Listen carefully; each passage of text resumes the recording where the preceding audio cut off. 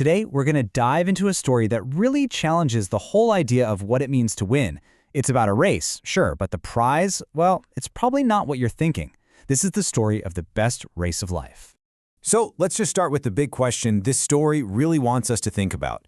In the race of your life, what are you actually running for? Is it all just about getting to that finish line first? Keep that question in the back of your mind as we meet our main character. All right, so our story kicks off with this young, super athletic kid named Ethan. He's talented, he's driven, and he lives by one very simple, very powerful rule about what matters most. For Ethan, life was pretty black and white. Winning wasn't just a goal. It was the only goal. It was the only way he measured success. Everything else, totally secondary. Okay, so picture this.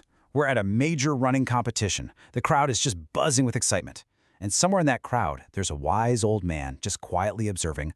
Down at the starting line, Ethan is laser-focused, ready to prove he's the best.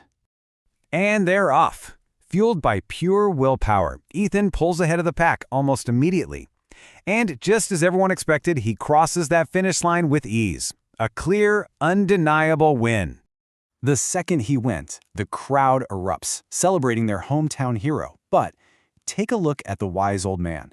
In the middle of all that noise, he's perfectly still, totally unimpressed. This contrast is so important, right?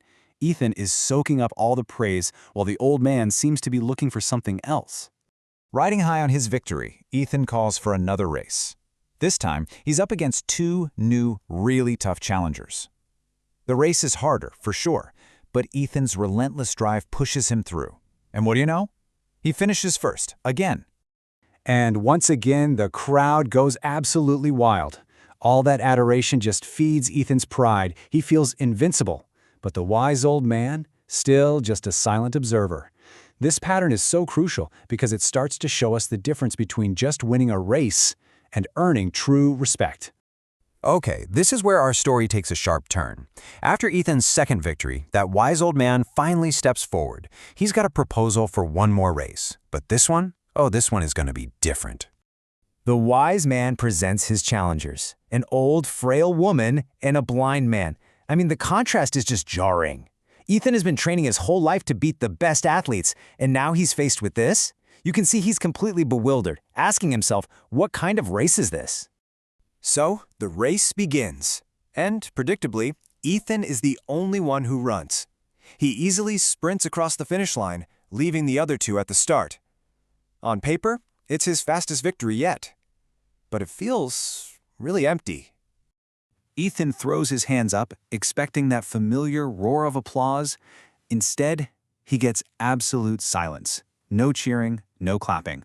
That lack of reaction is deafening, and for the very first time, his victory feels like a loss. He's just completely baffled. The win feels so hollow. He turns to the wise old man, searching for an answer. Why aren't they cheering? I won! Now, the wise man doesn't scold him. Instead, he gives him a simple instruction, a new rule for the race that is about to change everything for Ethan.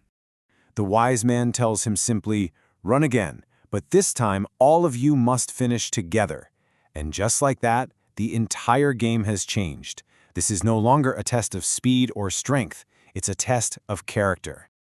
Ethan just pauses for a second, and in that moment you can almost see the light bulb go on. Something clicks. He walks back, stands between the blind man and the old woman, and takes their hands. Together, they move toward the finish line, not as competitors, but as a team. This action alone shows a huge shift in his understanding of what a race can even be. The moment all three cross the finish line together, the crowd's reaction is just overwhelming.